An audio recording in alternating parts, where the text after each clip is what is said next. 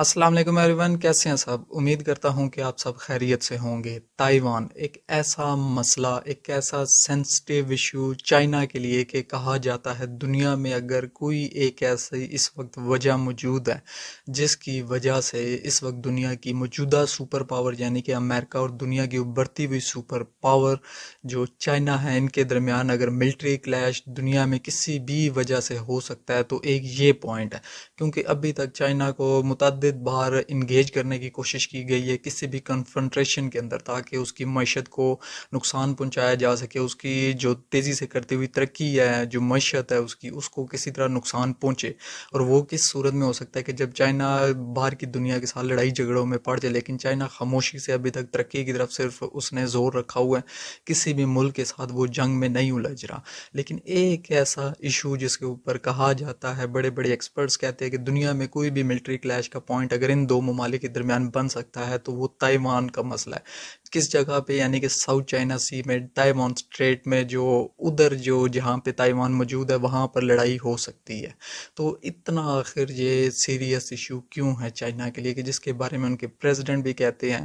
کہ جو تائیوان ہے وہ آج نہیں تو کل اس نے ریز یونیفیکیشن ہونی ہے چائنا کے ساتھ، چاہے پیسفل طریقے سے، اور اگر پیسفل طریقے سے نہیں ہوتی تو کلیئر کٹ اتنا بڑا لیڈر کہتا ہے کہ ہم فورسفلی بھی اس کو اپنا حصہ دوبارہ سے بنائیں گے۔ تو آخر کیوں یہ چائنا ایک جو انڈیپینڈنٹ اس وقت اسٹیٹ ہے دنیا میں، ایک جمہوری ملک ہے، ایک پرامن ملک ہے، ایک پیسفل پروگریسنگ کنٹری ہے، تائیوان اس کو اپنا حصہ بنانے کے اوپر بضد ہے، چاہے پیسفل طریقے سے یا چاہے وہ کہتا ہے کہ مجھے ملٹری فورس کا استعمال کرنا پڑے، لیکن تائیوان کو میں نے ہر صورت حاصل کرنا ہے۔ یہ چائنا کا بیان، یعنی کہ ان کے لیڈر کا بیان، ایک اتنا بڑا لیڈر کیوں اس حد تک جانے کے لیے تیار ہے، جبکہ وہ تو ایک انڈیپینڈنٹ کنٹری ہے، اور ویسے بھی چائنا آلریڈی امریکہ کے بعد دنیا کی دوسری بڑی معیشت ہے، اور کہا جاتا ہے 2050 تک پہلے نمبر کی وہ معیشت پہ آ جائے گا، اور پھر کہا جاتا ہے 2070 تک تقریباً ملیٹرلی بھی وہ امریکہ کی ٹیکنالوجی کو بیٹ کر چکا ہوگا۔ تو جو ایک رائزنگ سپر پاور ہے، اتنا بڑا چائنا رقبے کے لحاظ سے اتنا بڑا، اور جو اس کی آبادی ہے دنیا کی دوسرے نمبر کی آبادی، ابھی ایک دو سال تک دنیا کی پہلے نمبر کی آبادی تھی، تو اس کو آخر کیا ضرورت پڑی ہے کہ ایک چھوٹے سے آئی لینڈ کے اوپر قبضہ کرنے کی؟ کیوں اتنا سینسٹیو ہے چائنا تائیوان کے بارے میں؟ تو اس چیز کو آج ہم سمجھنے کے لیے تاریخ میں جاتے ہیں کہ جو کلیم ہے چائنا کا کہ تائیوان میرا حصہ ہے اور میرا حصہ بنے گا، ہم اس چیز کو ایکسپلور کرتے ہیں وہ کیوں اس کے اوپر کلیم یہ رکھتا ہے۔ تو جو تائیوان کے اندر سب سے پہلے آباد کار آ کر وہاں پر بسے تھے، جو سیٹلرز آئے تھے، وہ ایسٹرونیشین ٹرائبل پیپل تھے، اور ان لوگوں کے بارے میں تصور یہ کیا جاتا ہے، خیال یہ کیا جاتا ہے کہ یہ جو مین لینڈ چائنا ہے اس کے ساؤتھ سے آ کے ادھر آباد ہوئے تھے۔ جو چائنا کے اپنے آفیشیل ریکارڈز ہیں جن کے ذریعے وہ کلیم کرتا ہے کہ یہ جو تائیوان کا آئی لینڈ ہے یہ اس سے بلانگ کرتا ہے، وہ ڈیٹ بیک کرتے ہیں AD 239 کی طرف، کہ جو اس وقت کے ایک چائنا کے کوئی ایمپرر تھے، انہوں نے ایک ایکسپیڈیشنری فورس بھیجی تھی، مطلب کہ جو علاقے کو جا کے ایکسپلور وغیرہ کرتے ہیں۔ تو اس بنیاد پر، اس ڈاکومنٹ کی یعنی کہ بنیاد پر وہ یہ کہتے ہیں کہ جو 239 AD کو جو ایک فورس بھیجی گئی تھی ایکسپیڈیشنری ہمارے ایمپرر کی طرف سے، تو یہ جو تائیوان ہے یہ بیسیکلی ہمارا بنتا ہے، اس کے بنیاد پہ وہ کلیم کرتے ہیں۔ تو اب اگر ہم تھوڑا سا آگے آتے ہیں 16ویں صدی کی طرف، تو جو 16ویں صدی میں 1624 سے لے کر 1661 کے درمیان تک جو تائیوان آئی لینڈ تھا یہ ڈچ کی ایک کلونی بنا ہوا تھا۔ اس کے بعد پھر آپ تھوڑا اور آگے آئیں تو 1683 سے 1895 تک کنگ ڈائنیسٹی کا پھر اس علاقے کے اوپر رول ہوا، یعنی کہ پھر وہ اس کو ایڈمنسٹر کرتی تھی تائیوان کے آئی لینڈز کو، اور اسی دوران مین لینڈ چائنا سے بہت سارے لوگ ہجرت کر کے ادھر رہنے کے لیے آئے، اور وہ ہوکلو چائنیز تھے، اور دوسرا کہ وہ جو چائنا کا فوکیان صوبہ ہے وہاں سے آ کر انہوں نے یہاں پہ رہنا شروع کیا تھا، اور موجودہ جو تائیوان کی آبادی کا ایک بہت سارا بڑا حصہ ہے وہ انہی کے ڈیسینڈنٹس ہے، یعنی کہ جو اس وقت کے ہوکلو چائنیز کنگ ڈائنیسٹی کے دوران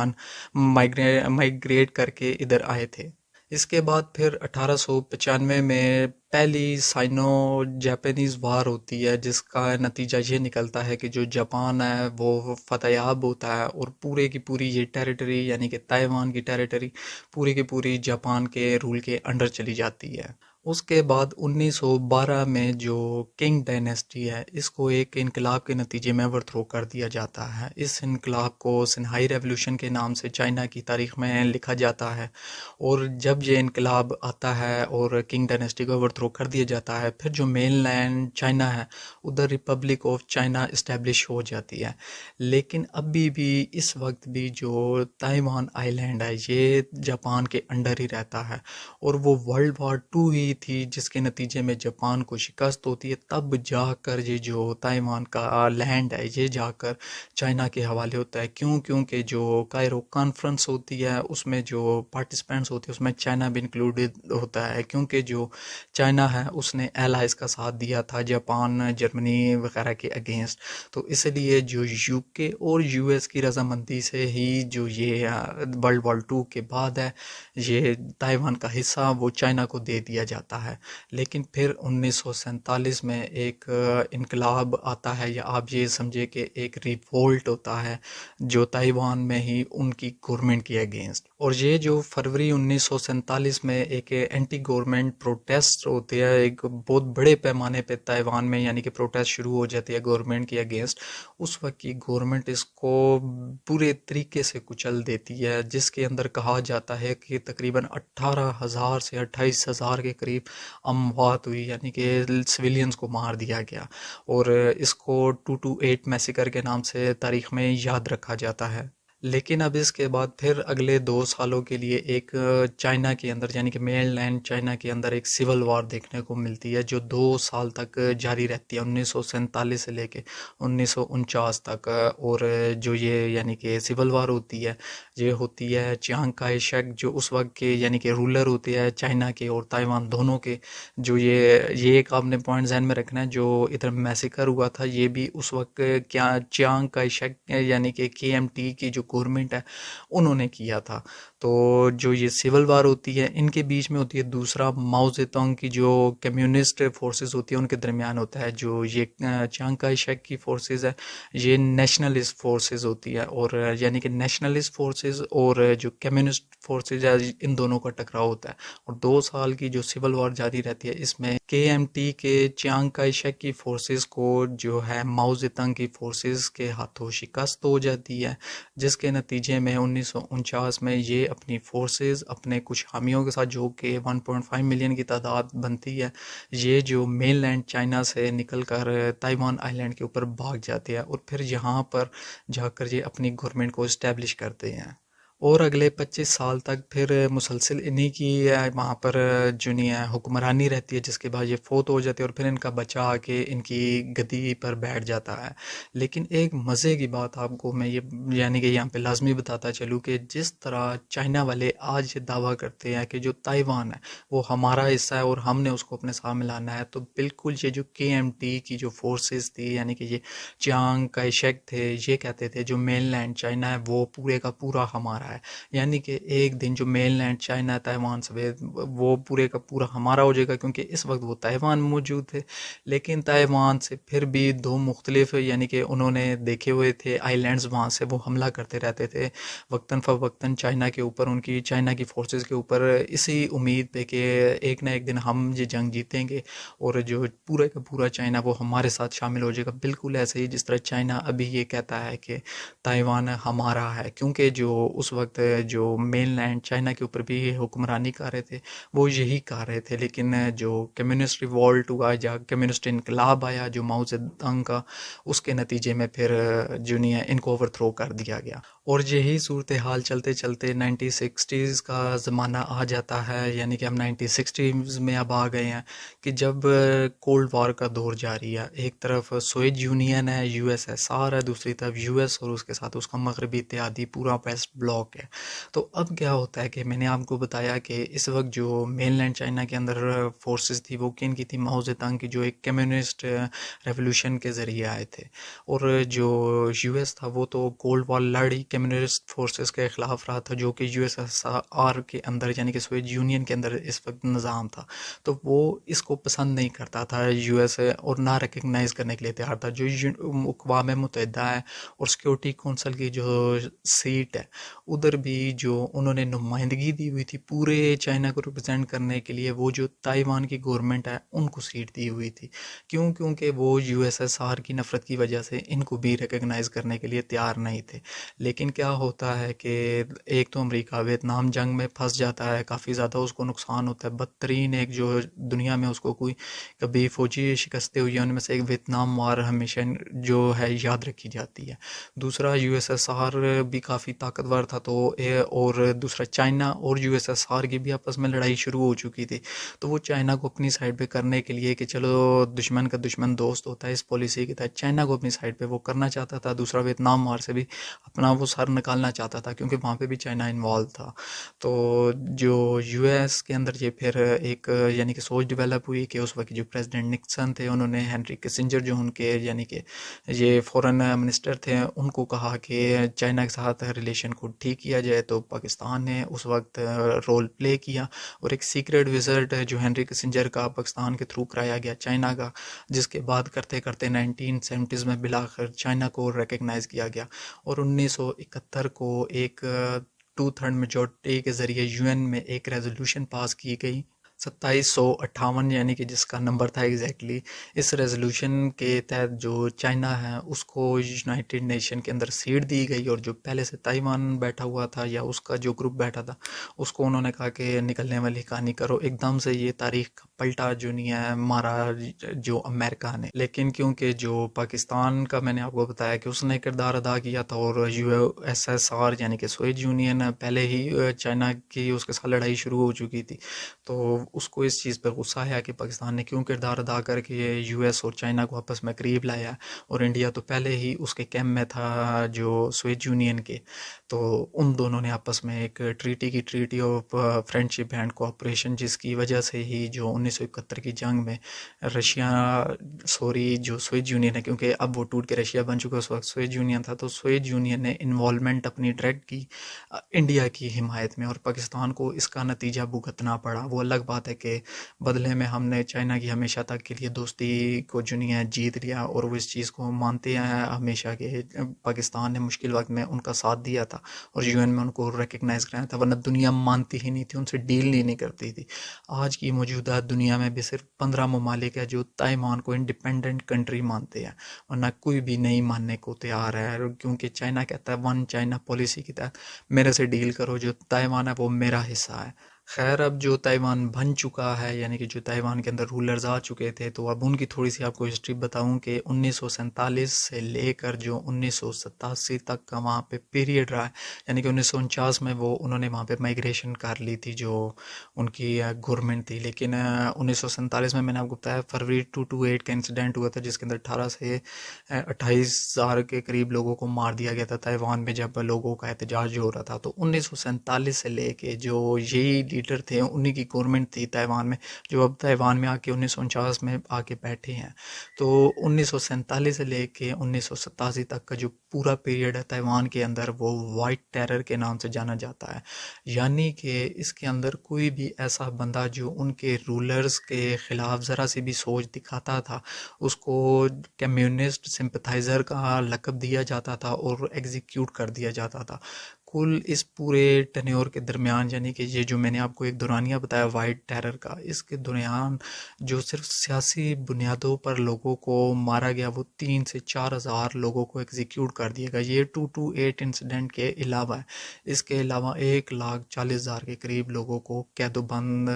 یعنی کہ کر دیا گیا، صرف اس لیے کہ اگر ان کی ذرا سی بھی سوچ ہے، ان کے جو سیاسی نظریات ہے، جو ان کے رولر ہے، ان سے اگر اگینسٹ ہوتی تھی۔ تو اب یہ بات سننے کے بعد تو آپ کے ذہن میں سوال آنا چاہیے تھا، پتہ نہیں آیا یعنی کہ میں نے تو ابھی ویلا کے شروع میں بولا تھا، ایک جمہوری ملک کو، ایک آزاد ملک کو، ایک انڈیپینڈنٹ ہو، ایک ڈیموکریسی کے لحاظ سے کتنا یعنی کہ اچھا ملک ہے، اس کو کیوں چائنا اپنے ساتھ زبردستی ملانا چاہتا ہے؟ تو ایک طرف میں کہہ رہا ہوں کہ یعنی کہ یہ تو ڈکٹیٹرشپ والی میں نے ابھی بات بتائی ہے جو وائٹ ٹیرر کی ہے، تو اس کا جواب یہ ہے کہ 1998 میں جو ان کے بیٹے ہیں، یعنی کہ کائی شک کا جو بیٹا تھا وہ بھی مر جاتا ہے، اس کے بعد جا کے جو پریزیڈنٹ آتے ہیں لی ٹینگ ہوئی، یہ جو پریزیڈنٹ آتے ہیں تائیوان کی ہسٹری میں، ان کو فادر آف ڈیموکریسی کے نام سے تائیوان کی ہسٹری میں جانا جاتا ہے، کیونکہ انہوں نے آنے کے بعد کانسٹیٹیوشنل چینجز کی، کانسٹیٹیوشنل ریفارمز لے، اور انہوں نے یہ فیصلہ کیا، اعلان کیا کہ اب ڈکٹیٹرشپ جو تائیوان کے اندر سے ہے وہ ختم ہو جائے گی، اور ان کی جو ریفارمز ہے بالآخر وہ جب یعنی کہ عملی شکل انہوں نے اختیار کرنا شروع کی، کرتے کرتے بالآخر 2000 کے اندر ایک الیکشن ہوتی ہے جس کے نتیجے میں پہلا کے ایم ٹی کے علاوہ کا کوئی بھی ممبر آ کے پریزیڈنٹ بنتا ہے، اور جو پہلا جمہوری صدر ان کا منتخب ہوتا ہے وہ چین سوئی بیان ہوتے ہیں، جو کہ کے ایم ٹی پارٹی کے ممبر نہیں ہوتے۔ تو اس طرح جمہوریت کا آغاز ہوتا ہے تائیوان کے اندر۔ شروع میں تو ڈکٹیٹرشپ تھی وہاں پہ، لیکن 2000 سے اب وہ جمہوری ملک بن چکا ہے، اور اس وقت جو موجودہ بات کیا جائے تو جو پورے ایشیا میں جمہوریت کے معاملے پہ تائیوان تیسرے نمبر پہ آتا ہے، اور پوری دنیا کی جمہوریت کی بات کی جائے تو 32 نمبر پر آتا ہے، یعنی کہ 32ویں نمبر پہ اوورال دنیا میں جمہوریت کے رینک کے لحاظ سے آتا ہے، اور تیسرے نمبر پہ پورے ایشیا میں آتا ہے۔ صرف 2000 سے لے کے ابھی 2024 کا سال ہے تو اتنی بہت ترقی کر چکا ہے، اور یہ سروے تو پھر بھی 1-2 سال پہلے کا ہے۔ تو اب جو موجودہ صورتحال میں دیکھا جائے، جو جاپان کے ڈپٹی ڈیفنس منسٹر تھے، انہوں نے ایک بیان دیا تھا کہ ہمیں جو نہیں ہے کسی بھی صورت تائیوان کی مدد کو پہنچنا چاہیے، اس کو بچانا چاہیے چائنا کے زبردستی جو نہیں ہے اپنے ساتھ ملانے کی کسی بھی صورت میں یا کسی بھی کوشش کی صورت میں۔ اب یہ چیز اس لیے میں منشن کر رہا ہوں، یہ اس لیے ضروری ہے کہنا، کیونکہ جاپان نے کبھی بھی اوپنلی اس ایشو کے بارے میں بات نہیں کی، نہ باقی دنیا کا کوئی بھی ملک تائیوان کے ایشو کے بارے میں بات کرتا ہے۔ میں نے آپ کو بتایا ٹوٹل 15 ملک ہے جو تائیوان کو ایون ریکگنائز کرتے ہیں کہ انڈیپینڈنٹ کنٹری کے طور پہ، ورنہ اوپنلی کوئی ملک بھی اس کو انڈیپینڈنٹ کنٹری کے طور پہ ریکگنائز کرنے کے لیے تیار نہیں ہے۔ ون چائنا پالیسی چائنا نے کہا ہوا ہے، جو اس کے اگینسٹ جائے گا وہ میرے اگینسٹ جائے گا، تو کوئی بھی دنیا چائنا کی ٹکر مول لینے کے اس وقت یعنی کہ متحمل نہیں ہو سکتا۔ وہ اتنی بڑی معاشی طاقت بن چکا ہے اور ساتھ ساتھ فوجی طاقت بھی بن چکا ہے، لیکن جاپان کے ڈپٹی ڈیفنس منسٹر نے کہا تھا کہ ہمیں اس کی مدد کرنی چاہیے اور اس کو چائنا سے بچانا چاہیے، کیونکہ وہ ایک جمہوری ملک ہے۔ تو آپ یہ سمجھے کہ اگر جو ہے چائنا فوجی یعنی کہ اس کے اوپر چڑھائی کرتا ہے، اور جاپان بھی یو ایس کے ساتھ مل کے کود پڑتا ہے، کیونکہ ایک کوارڈ بھی بنایا ہے امریکہ نے، یعنی کہ جس کے اندر یو ایس ہے، انڈیا ہے، آسٹریلیا اور جاپان ہے، اور وہ ساؤتھ چائنا سی کے سیف گارڈ کے لیے انہوں نے بنایا ہے، اس کی نیویگیشن کے لیے، کیونکہ چائنا کا ساؤتھ چائنا سی میں فلپائن وغیرہ اور دوسرے ملکوں سے بھی مسئلے چل رہے ہیں جو وہاں پہ جزیروں کی صورت میں موجود ہے۔ تو اگر جاپان اور امریکہ اور یہ کوارڈ کی صورت میں مل کے لڑتے ہیں تو یہ ایک دنیا میں بڑی جنگ کا نتیجہ نکلیں گے۔ اگرچہ جو بائیڈن ایڈمنسٹریشن ہے انہوں نے یہ کہا تھا کہ ہم ون چائنا پالیسی کو چائنا کی مانتے ہیں، اور اگر پیسفل ریج یونیفیکیشن ہوتی ہے کہ یعنی کہ وہاں کے تائیوان کے لوگ خود کہیں کہ ہم